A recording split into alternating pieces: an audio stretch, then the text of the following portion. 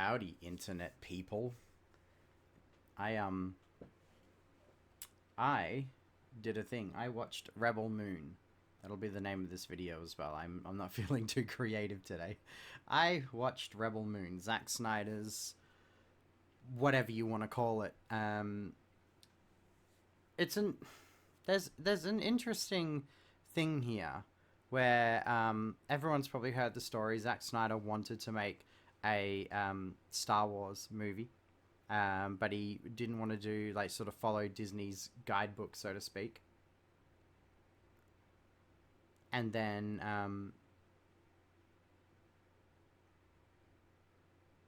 he he sort of went off on his own and just sort of after dramas with Justice League and DC, etc.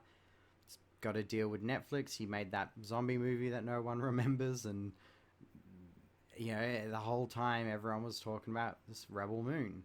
Rebel Moon. It's gonna beat Star Wars. Which, yeah, when you think about it, it shouldn't be a hard thing to do these days. The legacy of Star Wars, pretty hard to beat.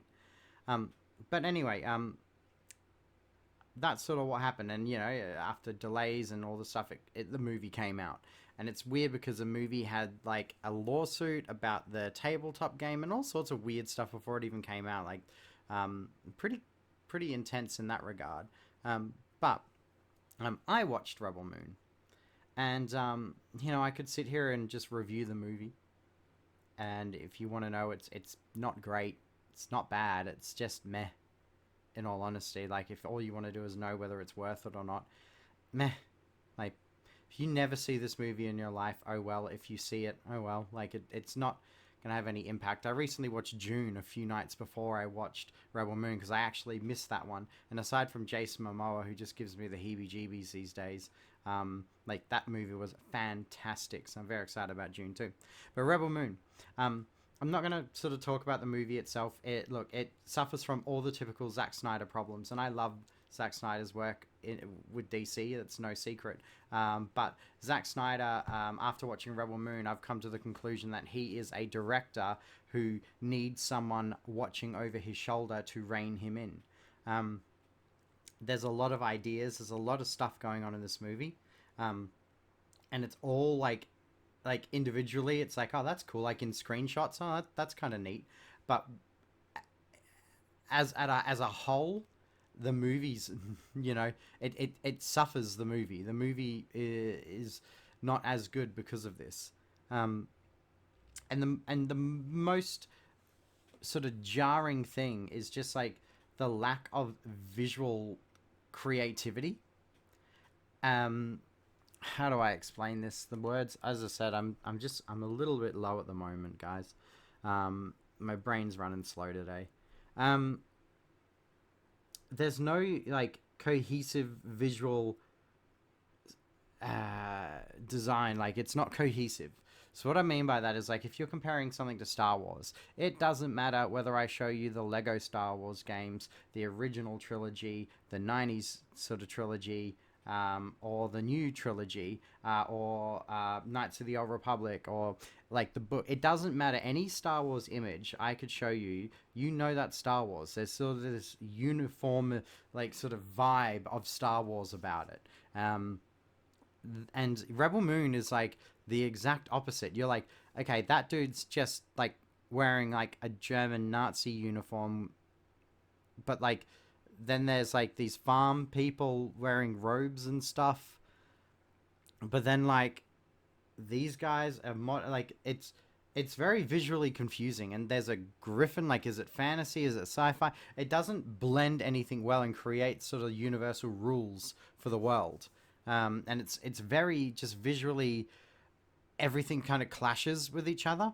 Then you pair that with Zack Snyder's unique sort of visual design in terms of like the fact that like he has this weird tilt shift slash out of focus thing he does with the camera lenses, which, like, to be honest with you, looks pretty bad in this movie. Like it's egregious how much he does it. But yeah, like everything, just nothing mashed together. And if I took random screenshots of Rebel Moon, you wouldn't be like, yeah, I think that's Rebel Moon. you'd be like, that's some weird sci-fi thing. That's some like is that a World War II thing? Like you wouldn't be able to piece it together. It lacks any sort of visual cohesiveness, and I think that is sort of its biggest weakness as a movie. It's not the fact that the movie needs an extra hour to actually develop all these characters, and obviously we know about director's cuts and Zack Snyder and all that stuff. Like, but at the same time, like, um, you know, the movie's watchable. It's okay. It's just like a generic sci-fi fanfare right there. But the actual problem with it is the fact that like it's just visually messy, um, which was a huge kind of letdown. Like if you're Zack Snyder and you're telling Disney like, hey, I want to make a Star Wars movie, and you get told no, and you make this movie to sort of fight back, and everyone who watches this movie is like, yeah, no, like it missed the mark entirely. It's kind of like, well, maybe Disney were right to knock him back. And I hate saying that because Man of Steel is one of the best movies ever made. 300's pretty okay. Um, Watchmen is okay if you like Watchmen. Um, but like, and his cut of Justice League was phenomenal too. And the work he sort of provided on Wonder Woman was good as well. Like these things are all fantastic. So he is good at what he does. But obviously Warner Brothers had someone looking over his shoulder, and DC has a set of rules and a visual stuff that was already sort of, concreted into the law that he kind of had to stick to. When he's given his own control to do things like with Rebel Moon, you sort of see the flaws come through.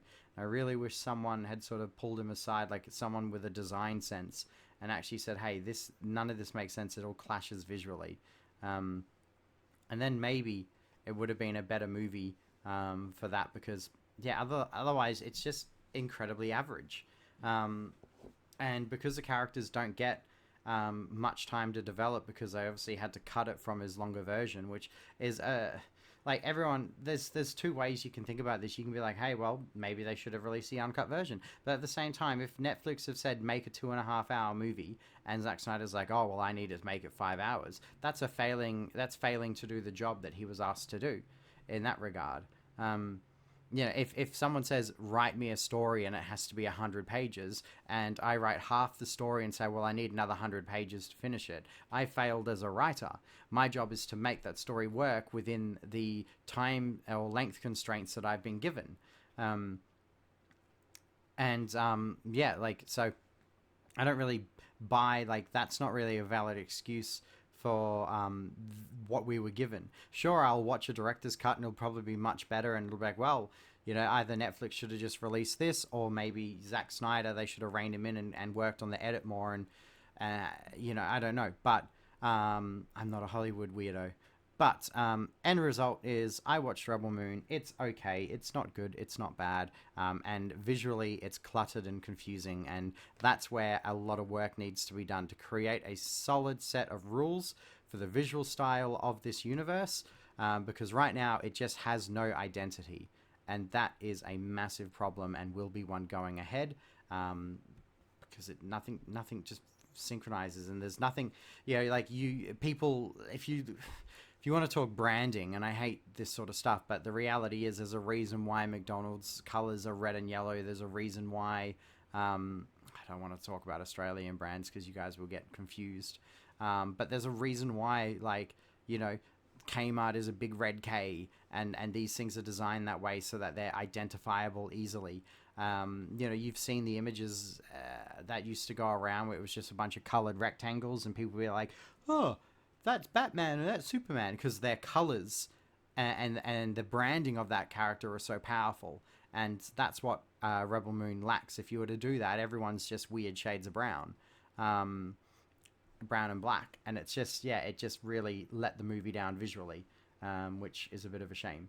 That's it. That's this entire video. I watched Rebel Moon, and that's what I thought of it. If you guys have seen it, tell me what you think in the comments. As always, we're trying to get to 500 subs so I can launch the Gilded channel, and we can all hang out and get to know each other better. I'll see you around.